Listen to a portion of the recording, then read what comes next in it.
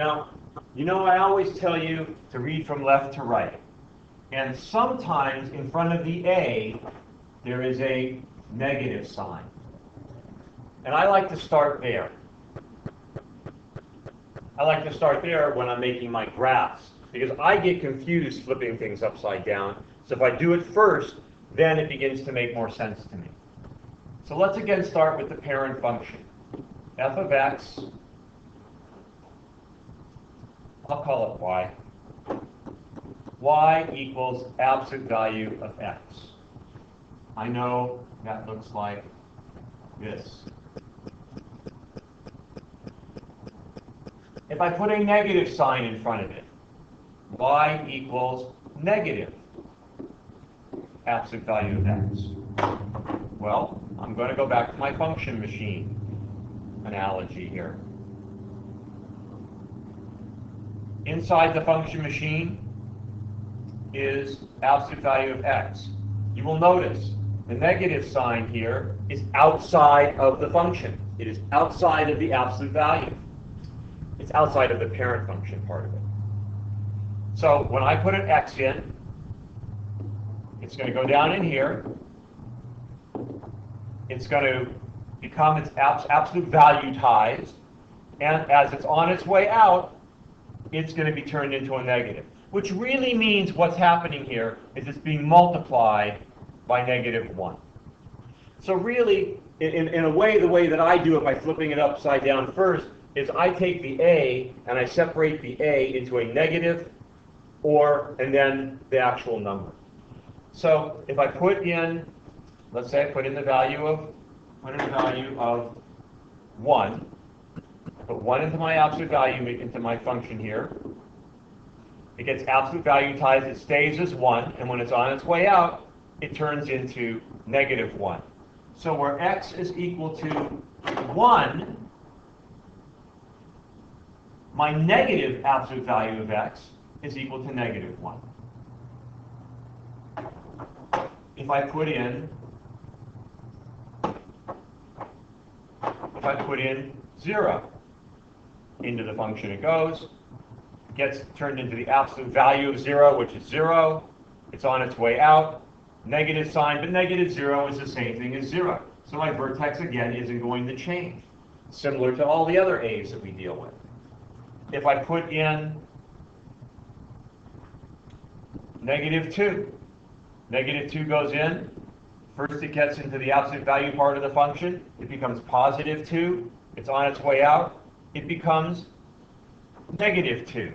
So where x is equal to -2, instead of it being 2, it's going to be -2. So my negative absolute value of x function is just turned upside down. But that only happens if there is a negative sign up here in front of the A. If there is no negative sign, then we don't pay any attention to flipping it upside down. Only if there's a negative sign there. So let's take a look at this adding an A and a negative sign, which again is something that is confusing a few people. Start with the parent function. Here's the parent function. First, do the negative sign. The negative sign means I'm turning everything upside down, like we just discussed. So I've graphed already. I've had y equals the absolute value of x. Let's just change it so we're color coordinated here. Make sure we got the right colors. Y equals the absolute value of x. And then my first transformation, because I like to read left to right, is y equals negative the absolute value of x. Well, now I want to have y equals -2 times the absolute value of x. Well, one thing you can do in looking at this is you can look at it like this. Y equals 2 times negative absolute value of x. Can you see that from a mathematical standpoint? It's the same, these two things are saying the exact same thing. So what it's saying is that I take this function, whoops, sorry about that. Wrong one. Here, let me erase it here. I take this function, which I've already graphed in the blue, and I take all the values off of that, and the only thing I'm doing now is I'm multiplying them by 2 before they come out of the function machine. So let's look at my graph. We're going to start doing it with the graph a little bit here. For my blue, which is y equals negative absolute value of x, when I had x equals 2, I had y equals negative 2. Well, that's fine. So I'm going through the function machine. And inside the function machine, I've already done negative absolute value of x. My x is going through, and it's negative 2.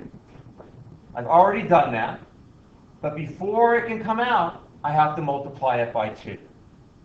That's what I'm adding here. I'm adding the factor of 2. So where my x was 2, my y was negative 2, I have to multiply that times 2. So 2 times negative 2 is equal to negative 4. At x equals 3, my negative absolute value of x was negative 3.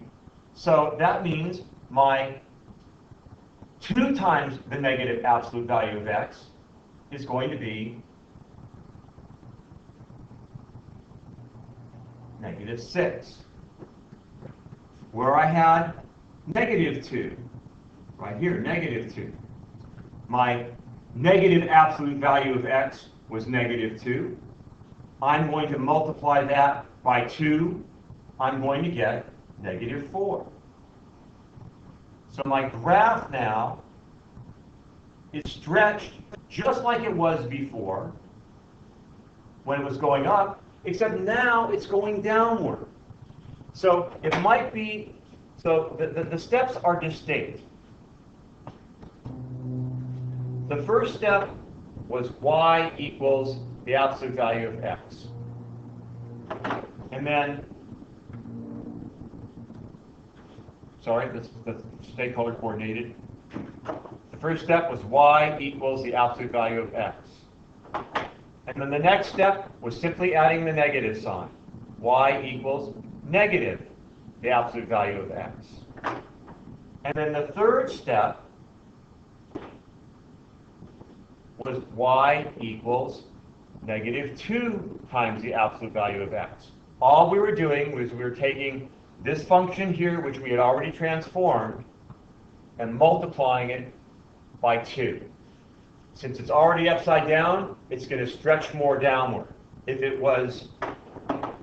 instead of it being negative 2 times the absolute value of x, if it was negative 1/2 times the absolute value of x, I would still be starting from my blue negative absolute value of x function, but instead of multiplying everything by 2, I'd be cutting them in half. So I would be cutting them in half. My vertex would be staying the same because multiplying that by 2 or 1/2 or negative or anything doesn't make any difference to the number 0. And it would be squashed out here in relationship to the x-axis.